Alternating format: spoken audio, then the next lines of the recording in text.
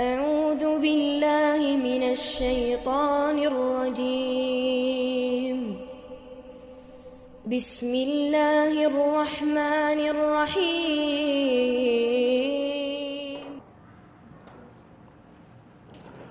السلام عليكم ورحمة الله وبركاته. إن الحمد لله نحمده ونستعينه ونستغفره ونعوذ به من شرور أنفسنا ومن سيئات أعمالنا. من يهده الله فلا مضل له ومن يضلل فلا هادي له. أشهد أن لا إله إلا الله وأشهد أن محمدا رسول الله. يا أيها الناس اتقوا ربكم الذي خلقكم من نفس واحدة وخلق منها زوجها وبث منهما رجالا كثيرا ونساء واتقوا الله الذي تساءلون به والأرحام إن الله كان عليكم رقيبا. يا أيها الذين آمنوا اتقوا الله حق تقاته ولا تموتن إلا وأنتم مسلمون. يا أيها الذين آمنوا اتقوا الله وقولوا قولا سديدا يصلح لكم أعمالكم ويغفر لكم ذنوبكم ومن يطع الله ورسوله فقد فاز فوزا عظيما. أما بعد فإن أصدق الحديث كتاب الله وخير الهدي هدي محمد صلى الله عليه وسلم وشر الأمور محدثاتها وكل محدثة بدعة وكل بدعة ضلالة. Alhamdulillah, segala puji bagi Allah Ta'ala yang telah menurunkan kitabnya, di mana Allah Ta'ala dalam kitabnya mengajarkan hal-hal yang penting yang patut kita ketahui. Pada malam hari ini kita melanjutkan membahas surat Ali Imran ayat 161 a'udzu bisyaitonir rajim. Wa ma kana nabiyyin ay yaghul. Tidak pantas bagi seorang nabi untuk merampas, ya. Ghalla, ghulul itu merampas, gitu ya. Mengambil dengan paksa, gitu ya. Mengambil dengan paksa itu namanya ghulul, yaitu merampas, gitu ya. Diceritakan bahwa pada waktu pembagian harta ghanimah pada waktu perang Badar, ada gotifah, yaitu selembar kain, gitu ya, yang berwarna merah yang hilang. Lalu ada yang berkata, mungkin Nabi mengambilnya, ya. Mungkin Nabi mengambilnya. Ya, gitu ya. Baik, hal semacam itu, meskipun mungkin dianggap sebagai suatu kebenaran, tetapi itu tidak benar, karena Nabi sendiri melarang seseorang itu mengambil tanpa sepengetahuan apabila harta itu miliknya orang banyak, ya, seperti barang rampasan perang, ya tentu harus pengambilan diketahui oleh khususnya oleh Nabi SAW sebagai pemimpin. Nah, sekarang pemimpinnya mengambil lebih dulu, itu tidak benar. Ya, itu tidak benar. Nabi sendiri bersabda, la yaqbalullahu salatan bighairi tahur. La yaqbalullahu salatan bighairi tahur wala shadaqatan min ghulul. Allah Ta'ala tidak menerima salat seorang hamba tanpa bersuci, dan tidak pula sedekah min ghulul, sedekah dari harta rampasan. Meskipun itu diniatkan untuk membantu orang, gitu ya. Tetapi itu adalah suatu pencurian, tidak boleh. Innallaha thayyib la yaqbalu illa thayyiban. Allah itu baik, tidak menerima kecuali yang baik. Nah, kalau harta itu berasal dari ghulul, perampasan, mengambil harta orang lain, ya Allah Ta'ala tidak mau mengambilnya. Artinya harta itu berasal dari kezaliman.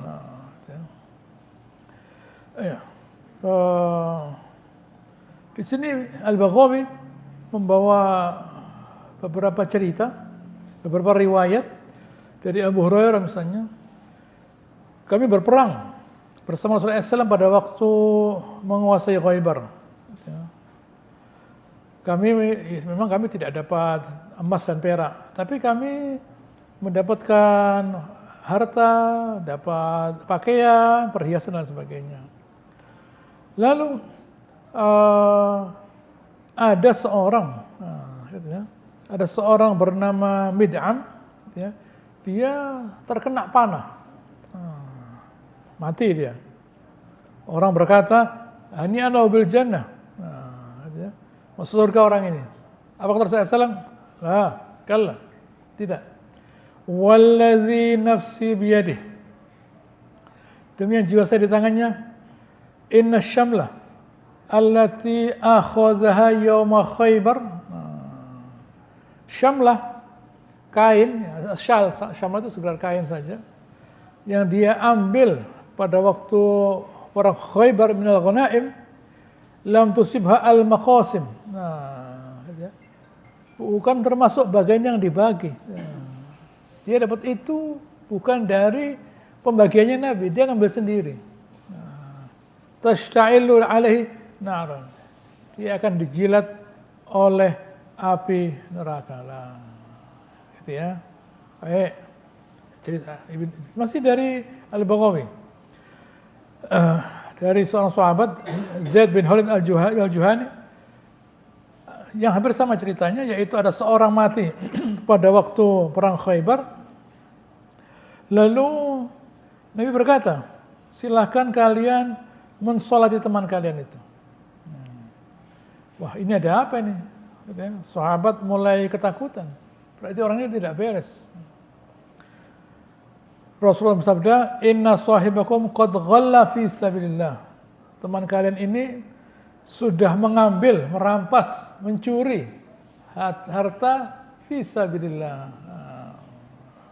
Lalu kami periksa, kami dapati ada barang-barang kecil-kecil, tetek bengek remeh yang tidak sampai 2 dirham. Bukan 2 miliar, 2 dirham. 2 dirham. Gitu ya. Lalu ada pula suatu kali Rasulullah SAW mengirim seseorang dari Bani Azad yang bernama Ibnu Ludbiyah. Dia diperintah, dipekerjakan oleh Rasulullah SAW untuk mengambil zakat. Waktu dia kembali ketemu Nabi SAW, dia berkata, hadza lakum, ini untuk engkau ya Rasulullah, wa hadza uhdiyali, ini hadiah buat saya. Lapor loh dia, gratifikasi itu lapor dia. Gratifikasi lapor dia. Ini saya dikasih. Rasulullah SAW lalu naik ke mimbar, dan dia berkata, ma balu al-amil nab'atsu ala ba'di amalina. Mengapa ada seorang pegawai yang kami kirim untuk mengambil zakat, fayaqulu hadza lakum wa hadza uhdiyali. Ini buat kamu dan ini hadiah buat saya. Fahala jalasa fi baiti ummih atau fi baiti abi. Coba kalau sekiranya dia duduk di rumah ibunya, di rumah ayahnya, fayanzuru. Coba dia lihat. Ayuhda ilahi amla, apakah ada yang ngasih dia hadiah? Kalau dia duduk di rumahnya orang tuanya, apakah ada orang ujuk-ujuk datang ngasih hadiah? Tidak ada. Dia dikasih hadiah karena dalam konteks dia nagih. Nah, ada apa ini? Begitu ya. Kalau dia bukan bertugas sebagai orang nagih, ya tidak mungkin ada orang ngasih dia. Karena dia tugasnya nagih, orang ngasih dia lah. Maksudnya apa ini? Pasti ada maksudnya. Pasti ada maksudnya. Apa kata beliau? Fawalladzi nafsi biyadih. Demi yang jiwa saya di tangannya, seseorang itu tidak, gitu ya, la ya'khudhu ahadun minha syai'an. Seorang mengambil sesuatu dengan cara yang tidak benar, yaitu barang haram, illa ja'a bi yaumil qiyamah yahmiluh ala raqabatihi. Dia akan membawa itu di hari kiamat di atas pundaknya. In kana ba'ir lahu rugha aw baqarah laha khuwar aw shad laha ta'yar. Baik itu sapi, baik itu unta, baik itu kambing, semuanya menjerit kepada dia. Gitu ya. Lalu beliau mengangkat tangannya dan berkata, sampai kami melihat ketiak beliau berkata, Allahumma hal balaghtu. Ya Allah, kan Allah sudah saya sampaikan. Nah, gitu ya. Jadi penting kita fahami bahwa hal semacam itu jangan dianggap remeh. Nah, meskipun namanya hadiah. Meskipun namanya hadiah, tetapi itu bukan didapatkan dengan cara yang seharusnya. Nah, itu tidak didapatkan dengan cara yang seharusnya. Kan dia sudah diberi gaji oleh Rasulullah SAW. Nah, gitu ya. Sudah diberi gaji, di mana dia sudah dapat dari gaji itu, ya dia tidak boleh. Nah, gitu ya. Tidak boleh dia mengambil selain dari gajinya. Nah, di sini Ibnu Katsir buat sebuah riwayat yang hampir sama, tidak apa saya ulangi lagi, dari Abu Hurairah, dari Imam Ahmad, dari Abu Hurairah, suatu kali Rasulullah SAW berdiri, lalu beliau bercerita mengenai al-ghulul, mengambil harta dengan cara tidak benar, yaitu merampas. Beliau bersabda, la ulfiyanna ahadukum yaumal qiyamah ala yaji'u yaumal qiyamah ala raqabatihi ba'ir laha rugha. Jangan sampai kata Rasulullah SAW, salah seorang dari kalian nanti di hari kiamat datang dengan membawa di atas pundaknya ba'ir, onta yang ada yang bersuara.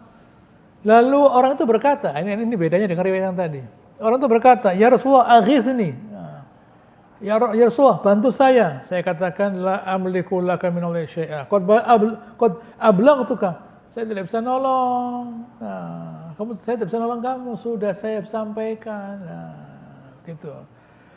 La ulfiyanna ahadakum yaju yaumal qiyamah ala raqabati farasun lahu hamhamah. Nah, jangan sampai saya dapati seseorang dari kalian di hari kiamat, di atas pundaknya ada kuda yang ganas. Nah, lalu dia berkata, ya Rasulullah aghithni, ya Rasulullah bantu saya. Saya jawab, la amliku laka minallahi syai'an. Saya tidak bisa menolong kamu dari Allah Ta'ala. Qad ablaghtuka, sudah saya sampaikan kepada kamu. Nah, gitu ya. La ulfiyanna ahadukum yaju yaumil qiyamah ala raqabatihi raqa takhfidu. Jangan sampai salah seorang dari kalian ya, datang dari kiamat dalam keadaan ada hewan di atasnya. Nah, gitu ya. Di mana ya Rasulullah aghithni. Nah, gitu ya. Ya Allah, ya Rasulullah tolong saya. Saya katakan saya tidak bisa menolong, sudah saya sampaikan. Nah, begitu juga dengan hal-hal yang lainnya. Nah, gitu ya. Saya tidak bisa membantu kalian. Nah, gitu ya. Sudah saya sampaikan, jangan sampai kita mendapatkan hasil dari yang diharapkan Allah Ta'ala. Rasulullah SAW bersabda, ya ayuhan nas, man amila minkum amalan fakatamana minhu. Wahai manusia, siapa yang kami kasih kerjaan, lalu dia menyembunyikan dari kami apa? Mikhyatan fama fawqahu. Jarum. Nah, atau yang di atasnya, fahuwa ghullun ya'ti bihi yawmal qiyamah. Itu adalah ghul, suatu pencurian, perampasan yang dia akan membawanya di hari kiamat. Nah, hati-hati. Ini perlu kita perhatikan. Jangan karena mungkin, mungkin karena tidak tahu, tidak ada yang tahu. Allah Ta'ala tahu. Mengapa? Allah Subhanahu wa Ta'ala itu melarang. Nah, ini penting ya. Melarang kita mengambil barang yang bukan milik kita, sekecil apapun. Pertama, kan mulainya kecil, nanti jadi besar. Mulainya kecil, nanti jadi besar. Kedua, kecil buat kita. Oh, sekedar itu saja kok. Saya ambil tidak apa-apa loh. Kalau jarum misalnya, Nabi tadi berkata jarum. Kalau ada seorang tukang jahit hanya punya sebuah jarum, kita ambil misalnya. Tidak bisa kerja dia misalnya. Kok cuma jarum kok? Tapi ini jarum miliknya seorang tukang jahit yang hanya punya satu jarum. Tidak bisa kerja dia. Gitu ya. Sesuatu yang kita anggap remeh, tetapi buat orang yang besar. Buktinya kita mengambil barang itu berarti barang itu istimewa. Jangan. Dan yang penting lagi, kalau sudah seseorang itu mulai membiasakan mengambil sesuatu, artinya mencuri, itu adalah suatu kehinaan. Orang mengambil sesuatu yang bukan miliknya, rebutan misalnya, rebutan. Seperti yang terjadi pada perang Uhud yang sudah kita bahas. Itu contoh kasus. Bagaimana para sahabat yang oleh Nabi SAW diberitahu, kalian di atas 50 orang, jangan turun. Turun. Apa yang terjadi? Yang terjadi ya 70 orang sahabat mati syahid. 70 orang sahabat mati syahid. Sahabat, kelihatan Nabi. Nabi dikasih tahu jangan turun. Tidak kuat hati mereka. Tidak kuat. Begitu. Itulah cobaan namanya. Cobaan itu bukan hanya pada soal penderitaan, tetapi bagaimana sikap kita pada waktu melihat ada kenikmatan yang akan datang, yang mau datang. Bagaimana sikap kita? Begitu. Itu yang terjadi. Baik. Allah berfirman pada ayat 162, "Afaman ittaba'a ridwanallah kaman ba'a bi sakhatin minhu." Kama bisakhatin min Allah ma'ahu jahannam. Apakah sama orang yang ittaba'a ridwanallah, mengikuti mencari ridha Allah Ta'ala, yaitu meninggalkan ghulul tadi, meninggalkan harta rampasan, sama dengan orang yang kembali kepada Allah Ta'ala dalam keadaan membawa harta-harta yang haram tadi. Tidak sama. Wa ma'wahu jahannam wa bi'sal masir. Tempat mereka itu jahanam dan sejelek-jelek kembali. Apakah ini untuk orang kafir? Orang kafir meskipun jujur di neraka tempatnya. Buat apa dibicarakan orang kafir? Orang kafir meskipun jujur tempatnya di neraka. Ini buat orang beriman, hati-hati. Jangan sampai mengambil hartanya orang lah. Begitu ya. Jangan mengambil hartanya orang sedikit apapun. Hum darajat indallah wallahu basirun bima ya'malun. Mereka itu derajat, baik derajat di surga bagi yang mencari ridhonya Allah Ta'ala, dan juga darajat, yaitu darokat, orang yang melawan Allah Subhanahu wa Ta'ala. Ada derajat kesulitan, derajat kejujuran.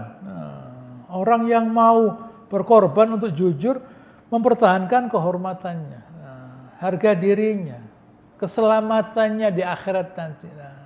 Tidak akan orang itu menjadi kaya, semakin kaya dengan harta yang diharamkan oleh Subhanahu wa Ta'ala. Apa mungkin orang itu menjadi kuat dengan makan racun misalnya? Tidak bisa. Menjadi semakin kuat dengan makan racun bisa? Ya tidak bisa lah. Dengan makan barang yang halal, bersih, baik, thayyib, jadi kuat. Tapi kalau khabith, barang yang jelek, barang yang kotor, barang rusak dimakan, makan barang busuk, menjadi sehat, ya tambah sakit.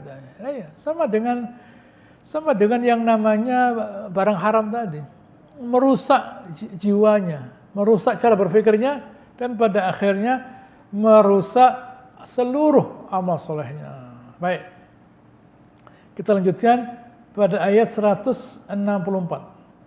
Laqad manallahu 'alal mu'minin. Allah Subhanahu wa Ta'ala telah memberikan hadiah kepada orang yang beriman, yaitu idz ba'atsa fihim rasulan min anfusihim. Lihat. Allah Ta'ala mengatakan bahwa dia memberi hadiah yang lebih bernilai daripada harta yang mau dicuri tadi. Apa? Seorang Rasul. Rasul itu hadiah yang tidak bisa dibandingkan dengan semuanya. Kita sebagai orang beriman, tidak ada gunanya iman kita kalau tidak ada Nabi. Al-Quran itu tidak ada gunanya kalau tidak ada Nabi. Al-Quran, ahsanul hadis, Allah Ta'ala turunkan Al-Quran itu. Kita baca, bisa ngerjakannya, tidak bisa ngerjakan. Kenapa? Nabinya ada. Kita beriman, iman kita bagus misalnya, mau jadi orang baik kita, tidak ada nabi, tidak bisa jadi orang baik kita. Jadi semua ini tidak ada gunanya kalau tidak ada satu orang, yaitu Nabi Muhammad SAW. Semua ini tidak ada gunanya kalau tidak ada satu orang, yaitu Rasulullah SAW. Gitu ya. Supaya kita menyadari bagaimana pentingnya hadiah dari Allah yang bernama Rasulullah SAW. Jangan ribut cari dunia. Dunia ini tidak ada gunanya. Kita ini jadi manusia tidak ada gunanya kalau kita tidak beramal soleh. Lah dari mana ilmunya amal soleh kalau bukan dari Nabi? Yang ngajari ibadah Nabi, muamalat Nabi, jelaskan isinya Al-Quran Nabi. Nah, kalau tidak ada Nabi, tidak apa-apa, tidak ada apa-apa kita itu. Kita bukanlah apa-apa kalau tidak ada Nabi. Tapi kita menjadi bernilai karena ada Nabi Muhammad SAW. Begitu. Yatlu min anfusihim, dari golongan mereka sendiri. Yang mereka ketahui, yatlu alim ayati, yang membacakan firman-firman Allah Subhanahu wa taala. Wa yuzakkihim, dan membersihkan mereka dari segala macam kesyirikan. Nabi datang dengan mengajarkan hal yang baik dan membersihkan kita dari segala macam kesyirikan. Dan tidak itu saja, Nabi kemudian mengajarkan amal soleh, amal ma'ruf nahi munkar, berarti membersihkan dari segala kotoran dosa. Wa yu'allimuhumul kitab wal hikmah, mengajarkan kitab Al-Quran dan hikmah, yaitu sunnah. Wa in kanu min qablu, padahal sebelumnya la fi dhalalim mubin, dalam kesesatan yang jelas, yang nyata. Kesesatan itu, dhalal itu artinya kegelapan. Kegelapan itu artinya apa sih? Barang gelap. Apakah ada kemuliaan dalam kegelapan? Misalnya toko gelap, tidak ada lampunya misalnya. Mau beli barang ini, ya tidak kelihatan. Ya sudah Anda ambil sendiri. Loh, saya suruh ngambil beras, kena kacang hijau saya. Gitu ya. Loh, kok kacang hijau loh. Gitu ya. Akhirnya mau ngambil kacang saya. Gitu ya. Karu-karuan. Mau ngambil barang ini, salah ngambil barang ini, udah ada lampunya. Artinya semua itu tidak ada gunanya kalau tidak ada cahaya. Maksudnya cahaya itu tahu lah. Itu loh maksudnya. Maksudnya hudan itu tahu. Tahu itu maksudnya benar. Benar itu maksudnya ada gunanya. Bermanfaat. Gitu loh. Urutannya begitu. Gitu ya. Maksudnya dhalal itu apa? Kesesatan. Artinya tidak tahu. Artinya salah. Artinya tidak ada gunanya. Itu saja ngurutkan itu. Gitu ya. Jadi Nabi itu datang kepada kita dengan membawa cahaya. Makanya Al-Quran disebut cahaya, Nabi disebut cahaya, karena dengan cahaya tadi kita jadi tahu. Ujung-ujungnya hidup kita bermanfaat lah. Bermanfaat itu artinya kita mulia. Orang kafir sehebat apapun bisa buat ini. Tapi karena dalam kegelapan hidupnya tidak ada gunanya. Gitu ya. Orang kafir itu meskipun bisa membuat apapun, hidupnya tidak berguna dalam pandangan Allah Ta'ala. Mungkin kita akan menghargai orang kafir, ya silahkan. Tapi dalam pandangan Allah Ta'ala tidak ada gunanya orang kafir itu. Karena mereka tidak melakukan suatu perbuatan yang mengundang ridhonya Allah Ta'ala. Gitu ya. Artinya mereka itu tidak merasa mulia karena memuliakan Allah Ta'ala. Oh, menghina itu namanya. Iya, menghina. Orang kafir itu tidak merasa mulia karena memuliakan Allah Ta'ala. Tidak merasa mulia dia. Siapa yang dia muliakan? Ya dirinya sendiri. Dirinya sendiri. Begitu ya. Orang kafir itu hanya memuliakan dirinya sendiri. Mempertuhankan dirinya sendiri. Seperti iblis.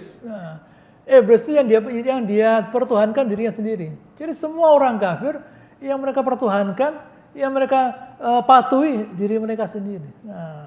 Afara'aita Man ittakhadha ilahahu hawa, kata Allah Subhanahu wa taala. Kamu tidak tahu ya Rasulullah. Ada orang yang menjadikan hawa nafsu mereka sebagai sembahan mereka. Katanya, apa anta takunu alaihi wakil? Kamu jadi wakil buat mereka. Tidak perlu, biarkan saja. Begitu ya. Jadi kalau seseorang itu sudah mengutamakan hawa nafsunya, mengutamakan hal-hal yang remeh-remeh ini, hilang kemuliaannya. Kalau sudah hilang kemuliaannya, Allah Ta'ala memberikan ancaman, hati-hati ya, nanti kalian itu bisa-bisa diazab loh ya. Begitu, ini mesti kita pahami. Allah Ta'ala membuat aturan, jangan kita itu menjauhi petunjuk Allah Ta'ala, nanti kita yang terhina. Kalau kita menjauhi petunjuk, kita yang terhina. Itulah intinya hijrah. Al-muhajir man hajara manahallahu anhu. Orang hijrah itu orang yang berhijrah dari apa yang Allah Ta'ala larang. Nah itu perlu kekuatan hijrah itu. Bukan soal gitu ya. Jiwanya disiapkan untuk berpindah dari kesesatan kepada petunjuk. Perlu kekuatan itu. Tidak bisa orang tiba-tiba pindah, tiba-tiba sholat. Saya ini ikut-ikutan saya itu. Kebetulan banyak orang ibadah, ya saya ibadah. Tidak ada hasilnya. Karena ikut-ikutan. Gitu ya. La takun ima'ah, kata Rasulullah SAW, jangan ikut-ikutan. In ahsanan nas ahsantum, kalau orang-orang baik kalian baik. Wa in asa'u asa'tum, kalau mereka jelek kalian jelek. Walakin wattinu, dikokohkan. Diyakinilah, itu ilmu namanya. Ilmu itu membuat seseorang itu berpikir. Berpikir itu membuat seseorang merdeka. Makanya gitu ya, yang minta merdeka di negara ini dulu orang-orang yang disekolahkan oleh penjajah, oleh orang kafir. Orang kafir itu menyekolahkan anak bangsa ini supaya sekedar pintar saja. Tiba-tiba minta merdeka, yaitu akibat mereka diberi ilmu. Karena mereka diberi ilmu, berpikir minta merdeka. Kita minta merdeka, mereka udah bisa kita merdeka. Begitu ya. Inilah hasil dari ilmu. Jadi selama orang itu berilmu, dia berpikir. Selama dia berpikir, dia merdeka. Jadi saya balik. Kalau orang itu tidak punya ilmu, berarti dia tidak bisa berpikir. Yang mau dipikir, tidak punya ilmu. Begitu ya. Mau dipikir, tidak punya ilmu. Karena tidak punya ilmu, karena akhirnya tidak bisa berpikir, ya harus diperintah dia, tidak boleh ngawur nanti. Begitu ya, harus diperintah kerjakan ini, tidak boleh ini. Karena dia tidak punya ilmu, karena dia tidak bisa berpikir apa yang terbaik untuk dirinya. Jadi hidupnya dipilihkan oleh orang lain. Kerjakan ini, jangan dikerjakan ini. Penjajahan, gitu ya. Itulah yang terjadi. Baik. Lalu Allah Ta'ala kembali kepada perang Uhud. Ayat 165. Awalamma asabatkum musibah qad asabtum mithlaiha. Apakah saat kalian kena musibah, ya, yaitu 70 orang sahabat mati syahid, kehilangan ghanimah. Qad asabtum mithlaiha. Kalian sudah dapat dua kali ya. Dulu pada waktu perang Badar kalian dapat ghanimah dan 70 orang kafir. Mestinya 70 orang kafir itu digorok. Aturannya kan begitu. Umar bin Khattab berkata begitu. Ini tokoh ini ya Rasulullah. Ini think tanker ini. Ini mesti digorok semua ini. Kalau udah digorok, perang lagi nanti. Tapi rupanya sahabat kepingin dapat tebusan. Di sini dikatakan bahwa riwayat dari Ibn Jarir bahwa dari Ali bin Abi Thalib bahwa Jibril datang alaihissalam kepada Nabi SAW. Ya Muhammad, Allah Ta'ala sebenarnya tidak suka dengan perbuatanmu yang mengambil tebusan dari tawanan itu. Baik, Allah Ta'ala memberi kamu dua pilihan. Imma kamu memenggal mereka, atau kamu mengambil tebusan dari mereka, tetapi nanti akan akan ada yang mati sama nilainya dengan orang yang kamu tebus tadi, yang ditebus tadi. Kalau 70 orang ditebus, nanti akan ditebus oleh 70 orang sahabat. Nah, Nabi SAW lalu menyampaikan kepada sahabat, apa kata mereka? Ya Rasulullah, gitu ya, mereka itu keluarga kami, gitu ya, tidak masalah. Gitu ya. Apakah kita tidak sebaiknya mengambil dari mereka itu tebusan supaya kita bisa kuat, gitu ya. Dan gitu ya, nanti akan ada yang mati syahid, gitu ya, sama dengan jumlah mereka nanti. Falaisa fi dzalika ma nakrah. Apakah itu bukan sesuatu yang jelek? Bukan sesuatu yang baik? Ya kan tidak apa-apa tuh. Begitu ya. Kami mengambil apa itu tebusan dari mereka, ya nanti gitu ya, nanti kami ada yang mati syahid jumlahnya sama dengan jumlah itu. Begitu. Baik, terjadi akhirnya 70 orang dari sahabat mati syahid. Itu sudah menjadi aturan ya. Begitu ya. Jadi hidup ini ada permainan, ada aturan main yang sudah Allah Ta'ala paparkan. Masalahnya kita mau ngerti atau tidak lah. Yang repot kalau kita tidak mau ngerti, tidak bisa mengerti. Kita mesti ngerti, hidup ini ada aturannya. Aturan main dari Allah Ta'ala. Begini lah. Kalau kalian mau mengambil tebusan ya nanti. Kalau kita itu memilih mudah di satu sisi, nanti sulit loh ya di sisi lain. Hati-hati. Gitu. Kalau kita itu pandai-pandai meninggalkan tanggung jawab, meninggalkan kesulitan dan sebagainya, hati-hati loh ya. Nanti akan ada kesulitan. Kesulitan itu barang yang tidak bisa kita hilangkan. Sama dengan energi tidak bisa dihilangkan. Dia hanya berpindah-pindah saja. Gitu ya. Jadi itu ada tetap barang itu. Kalau kita tidak mau segera menyelesaikan tanggung jawab kita, beban kita saat ini, nanti besok ya itu akan kita hadapi. Minggu depan, bulan depan akan kita hadapi. Begitu ya. Itu mesti kita pahami. Kalau orang tidak mau sulit, bersabar, menanam suatu tanaman, memelihara sampai dia jadi berbuah. Waktu dia kekurangan panganan, apa yang mau dimakan? Tidak ada. Makanya Nabi Yusuf mengatakan, kalian harus menanam 7 tahun, menanam. Dan dimakan sedikit saja. Illa qalilan mimma ta'kulun, mimma tuhsinun. Nah, gitu ya. Sedikit yang kalian simpan, sedikit yang kalian makan. Kemudian 7 tahun kemudian, gitu ya. 7 tahun kemudian juga begitu. Dimakan sedikit saja. Begitu ya. Jadi tahun ini 7 tahun menanam disimpan, 7 tahun menanam, 7 tahun paceklik. Tapi sudah ada makanan lah. Sama, 7 tahun pertama ya sedikit makannya karena sebagian besar disimpan. 7 tahun selanjutnya ya sedikit, tidak ada yang dimakan, harus sedikit makannya. Tapi kan ada, meskipun sedikit. Gitu ya. Jadi 14 tahun ini mereka makannya sedikit. Tetapi 7 tahun di tengah-tengahnya, di bagian akhir, mereka ada yang dimakan. Bayangkan, 7 tahun ada yang dimakan, mati. Orang Mesir itu habis. Misalnya 7 tahun mereka tidak ada yang dimakan, mati habis. Begitu ya, ini harus kita pahami lah. Begitu ya. Jadi penting buat kita untuk melakukan melakukan suatu perbuatan yang bermanfaat untuk masa depan. Jangan nanti besok saja, minggu depan saja, bulan depan saja, tahun depan saja, jangan. Sekarang. Begitu ya.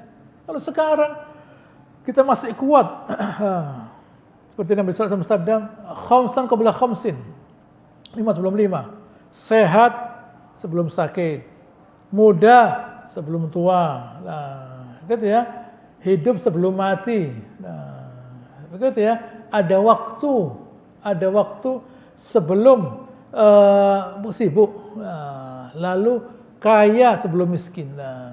Kesimpulannya sama semua itu, yaitu kerjakan selagi bisa sebelum datang tidak bisa loh, gitu loh. Sebelum waktu tidak bisa itu datang, kesempatan itu hilang, nah, kita sudah punya persiapan. Nah, ini namanya investasi. Nah, begitu. Jadi kalau sahabat berkata, wah kami sekarang harus dapat tebusan. Nah, loh, untuk apa tebusan? Mereka ini harus dibantai. Nah, oh enggak, kami kepingin kelihatan uang. Begitu ya? Ya silakan. Itu terbawa nanti. Pada waktu perang Uhud terbawa. Kepingin uang itu terbawa, muncul lagi. Nah, orang itu sengaja atau tidak memunculkan isi hatinya, alam bawah sadarnya. Seorang manusia sadar atau tidak akan memunculkan alam bawah sadarnya. Dia cinta dengan dunia. Ditutupi. Nanti akan muncul. Nah, karena jiwanya masih jiwa mencintai dunia. Nah, gitu ya, akan muncul itu. Allah Ta'ala tidak bisa ditipu. Begitu ya, Allah Ta'ala tidak bisa ditipu. Tidak bisa kita di dalam beragama ini, di dalam sebagai hamba Allah Ta'ala, masih ada rasa cinta kepada selain Allah Ta'ala. Nah, begitu ya, masih ada rasa cinta kepada selain Allah Ta'ala. Nah, itu sama dengan kita misalnya berkata pada istrinya, saya ini ya, gitu ya, cinta sama kamu itu 70%. Yang 30% cinta sama perempuan yang lain. Ya rame. Nah, lo katanya jujur. Ya tapi ini cari masalah namanya. Lo katanya jujur lo. Begitu ya lo. Kok enggak berani ngomong gitu. Nah, gitu ya. Kok begitu hebatnya istri itu sampai kita enggak berani ngomong gitu. Begitu ya. Kan hebat itu. Lah kalau Allah kok begitu kita. Kita mencintai Allah Ta'ala, pada saat yang sama kita juga cinta pada ini, pada ini, pada ini. Bahkan pada dunia, bahkan cinta pada dunia itu menggeser cinta pada Allah Ta'ala. Gitu ya, kok berani kita? Nah, begitu ya, kita tuh kok berani? Kok berani, kok tidak malu? Kok tidak malu kita itu, gitu ya, melupakan Allah Ta'ala dan kemudian minta pada Allah Ta'ala. Nah, kok tidak malu kita waktu berdoa itu? Nah, begitu ya, kita kok tidak malu berdoa? Gitu ya, minta pada Allah Ta'ala. Padahal hati kita tidak terlalu pada Allah Ta'ala. Tidak sangat mencintai Allah Ta'ala. Kok bisa? Nah, itu yang saya tidak ngerti. Kok saya heran. Bagaimana hati kita tidak sangat loyal pada Allah Ta'ala. Tapi kok bisa minta? Nah, gitu ya. Kok bisa-bisanya kita itu misalnya ya. Gitu ya, berkata pada seseorang saya. Tadi saya ulangi lagi tadi itu. Misalnya, saya ini ya sebenarnya tidak terlalu senang sama kamu. Tapi karena saya butuh, jadi saya minta tolong kamu. Oh tidak, saya tolong katanya orangnya. Nah, gitu ya. Orang itu berkata, nah, iya, saya juga tidak senang sama kamu. Karena saya tidak senang sama kamu, saya tidak mau nolong kamu. Apa begitu? Nah, gitu ya. Allah, kalau pada manusia kita bisa nutupi, pura-pura. Pada Allah tidak bisa lah. Gitu ya. Kita pura-pura mencintai Allah Ta'ala, padahal kita itu mencintainya tidak sepenuhnya. Nah, itu dibuktikan dengan hijrah. Sahabat itu hijrah untuk membuktikan bahwa mereka sepenuhnya mencintai Allah Ta'ala. Yang ditinggalkan itu Mekah loh ya, ada Ka'bahnya loh ya. Lahir di Mekah mereka itu. Sahabat itu lahir, mainan sebelahnya Ka'bah. Main bolanya saya katakan ya. Misalnya main bola sebelahnya Ka'bah, kelihatan Ka'bah. Nah, kita main bola kelihatan apa tidak tahu lah. Sahabat itu kelihatan Ka'bah. Nah, dari kecil sampai dewasa. Lalu hijrah meninggalkan Mekah, lo bayangkan. Nah, untuk ketemu Nabi, untuk menyelamatkan agamanya. Nah, ada istrinya di Mekah, ada hartanya di Mekah lah, ke Madinah loh. Antara orang Mekah dan orang Madinah itu jomplang begini. Secara mental, intelektual, orang Mekah meskipun tidak punya apa-apa, tidak punya uang, secara intelektual ia lebih hebat daripada orang Madinah. Nah, gitu ya, sejelek-jeleknya, serendah-rendahnya, semiskin-miskinnya orang Mekah, secara intelektual bisa mengalahkan orang Madinah sekian banyak, secara mental ya. Nah, terpaksa mereka ke Madinah, terpaksa mereka pindah ke Madinah untuk cari perlindungan dari kezalimannya orang Mekah. Nah, bagaimana itu? Itulah yang terjadi, itulah hijrah namanya. Jadi jangan kita dalam hidup saya mau menjadi hamba Allah Ta'ala kalau saya tidak mau berkorban, tidak bisa. Tidak bisa. Nah, harus berkorban. Harus berkorban. Nah, sahabat itu begitu. Meninggalkan dunianya untuk mencari akhiratnya. Nah, jadi mereka berpindah kebanggaannya dari bangga pada Mekah kepada bangga pada Madinah. Jadi mereka tidak boleh kembali ke Mekah. Tidak boleh berbangga dengan Mekah. Nah, harus berbangga dengan Madinah. Nah, Soal cari pahala silahkan. Tapi berbangga pada Madinah. Begitu. Qultum anna hadza. Dari mana nih kok kami bisa mati 70 orang? Qul huwa min 'indi anfusikum loh. Ya dari kalian sendiri, kan kalian sudah tahu. Karena kalian minta fida, minta tebusan, ya akhirnya ada 70 orang sahabat mati. Nah, innallaha ala kulli syai'in qadir. Allah Subhanahu wa taala itu maha kuasa atas segala sesuatu. Ayat 165. 166. Wa ma asabakum yawmal taqal jam'an fa bi'iznillah. Apa yang menimpa kalian di hari pertemuan, ya,